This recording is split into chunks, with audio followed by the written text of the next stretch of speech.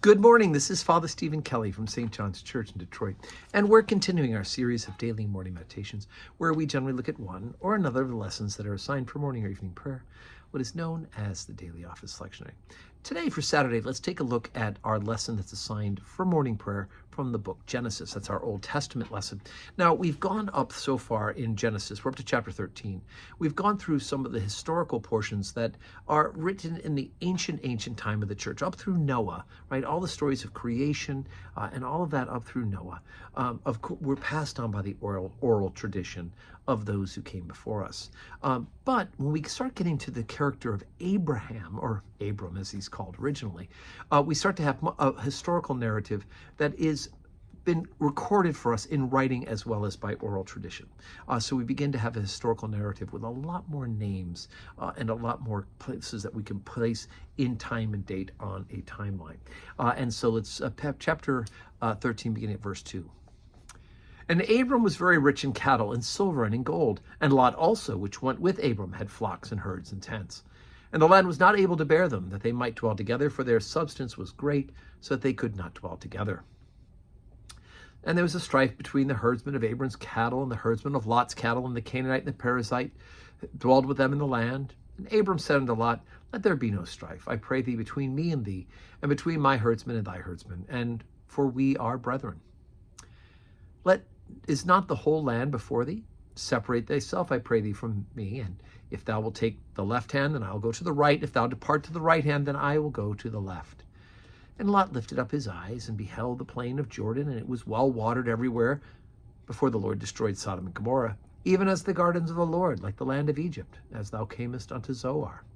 Then Lot chose him all the plains of Jordan, and Lot journeyed east, and they separated themselves, the one from the other. Abram dwelled in the land of Canaan, and Lot dwelled in the cities of the plain, and pitched his tent towards Sodom. But the men of Sodom were wicked and sinners before the Lord exceedingly. And the Lord said unto Abram, after that Lot was separated from him, Lift up now thine eyes, and look towards the place where thou art northward and southward and eastward and westward. For all the land which thou seest, to thee I will give it thee, and thy seed forever. And I will make thy seed as the dust of the earth, so that if a man can number the dust of the earth, then shall thy seed also be numbered.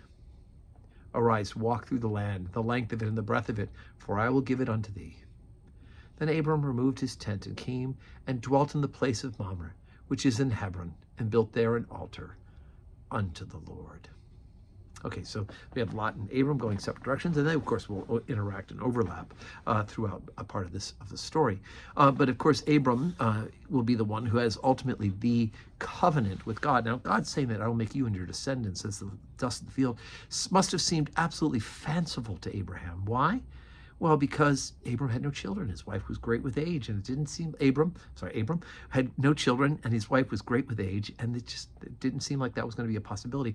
And we will wrestle with that in the coming chapters as you're reading. If I don't talk about it in the morning meditation, of course, you should be reading along with the daily lectionary anyway.